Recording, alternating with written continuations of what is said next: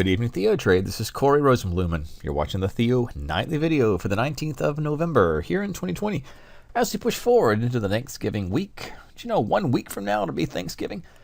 So there's a little bullish seasonal tendency to this end of the month, especially next week when we expect a lot of traders to be on vacation and the volume to be light. And we often get, not always certainly, but often, a little bullish holiday drift. And it takes place into the end of December as well. But will that happen this year without as many people traveling? We'll certainly see as we push into Friday and into next week, the holiday. If that does occur, what does it mean and how will we position? First, I want to kind of title this video or talk about this middle of the road. What's the middle of the road? What we're seeing here is what we discussed in Tuesday's video and Don did Wednesday, which is the selling pressure. That took the market from this upper value area extreme. If you remember on Tuesday session, I gave you lots of overhead resistance targets on the indices, and they were all simple round numbers, and they all were successful for short-term traders, especially intraday or very quick and outspread trades to the downside. Let me review those. That was roughly 3625 in the S&P futures. In the Nasdaq, it was about 1200, and that's right in the middle. We'll come back to that in a minute. On the Dow mini futures, that was just shy of 30,000, which seems a little insane here, but there we just about were. And we pulled down from that as expected.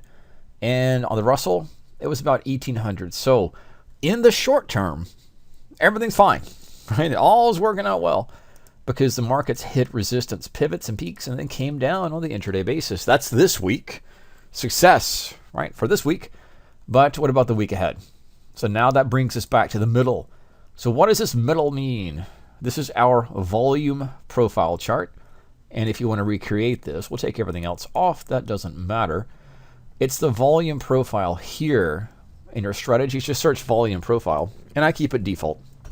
This is the same thing if you use the TPO, which is the time price. I'll take a look at that. So right there, the time price O or TPO profile, not much different. I am using the 30-minute chart with a 10-day look back. If you're a bigger picture or bigger perspective trader, you might want to use the hourly. But this is all I'm doing for short-term intraday planning. And again, that got us from above the yellow or into the yellow back lower. But we're in the middle. So this is to be seen or conceptualized or thought of as weekly expected move or something along those lines, where if you're at the top of it, that favors the short side of the market. At the bottom of it, that favors the long side of the market. That's the logic, at least. And like a bell curve or a normal distribution, markets are not normally distributed, but if you think about it like a bell curve, the middle is right here. So that is the theme of tonight's video. Split the middle, right down the middle, or whatever else you want to think about there, but that's where we are on the profiles. And there is not a statistical advantage or statistical edge of playing or planning a directional play. So we'll go to the bigger picture for that to give us guidance and help. And of course, this is true for individual stocks, which you might want to look at or trade on your own. The Nasdaq, I think, is the most compressed. What does that mean?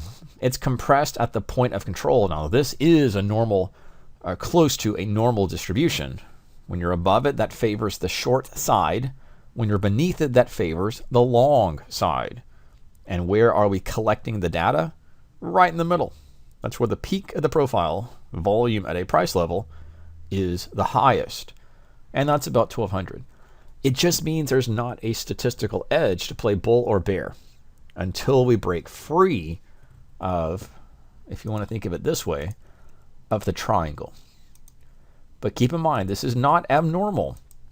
It's pretty typical to see markets consolidate, compress, go sideways, maybe even drift a little bit bullishly to the upside during holiday tape or holiday days. And that's what we'll be going into next week. And that's the compression around 1200. In the Dow mini futures, we still are getting these pullbacks and range type of behavior, but that's for short-term traders only. We'll go to the bigger picture momentarily, but that is a short against or play puts into, right? That was Tuesday night's video, so now we are in Thursday. And we're playing long or just standing aside and letting this holiday tape play out. And the Russell is coming down off of its yellow. Now let's pull to the bigger picture. This is our daily chart, and I'll make it maximize this.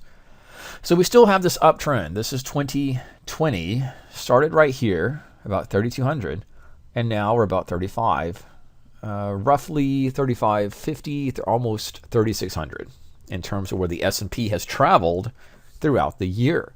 And it's at the top of a short-term trading range. So that's where we are in the bigger picture. The Nasdaq has been stronger. Again, think of 2020 as pre-COVID, COVID lockdowns, stimulus, and post-lockdown time in terms of the economy and economic activity and just the markets themselves. So here we are, and we keep this uptrend going. In the Dow Mini Futures, we're back to where we started. Right, the Dow was down, and then that's back to 3,000. So the Dow is, relatively speaking, not as strong as the Nasdaq, which is quite a bit stronger. Think of that as the movement from the opening print, or from January, the start of January, to now. And the Nasdaq is and remains the strongest. The Russell is right there with the Dow, which is about unchanged. Bullish, yes, but roughly unchanged. And individual sector performance, we can see that as well. A lot of it has been the monsters attack. That keeps coming up in our discussions, but that's just kind of how the 2020 has played. The domination of 5 stocks over the market, and they all have been bullish.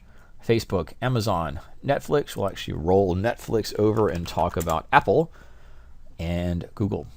So other stocks play in. Nvidia, talk about Tesla. Tesla's been a big one this year too, and other stocks like that. But as we go into the holiday week, we have Friday, we have the Monday, Tuesday, Wednesday, and the half trading session on Friday.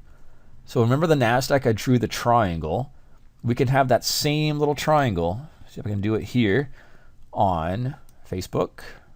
I think the Nasdaq, right? Nasdaq triangle, the Apple triangle, the Amazon triangle.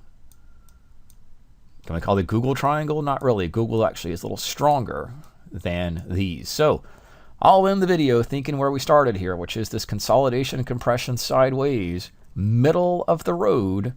If you think of this as a trading range and where the market's going, we're sort of at the middle. Doesn't give us a great edge one way or the other. Maybe we drift a little higher. If that's the way the holiday goes, the next week could drift a little bullishly. But at the minute, be careful, be safe as always. Guard your trades, always use your hedges, always be careful. This is Corey Rosenblum with tonight's Theo video update for November 19th, 2020.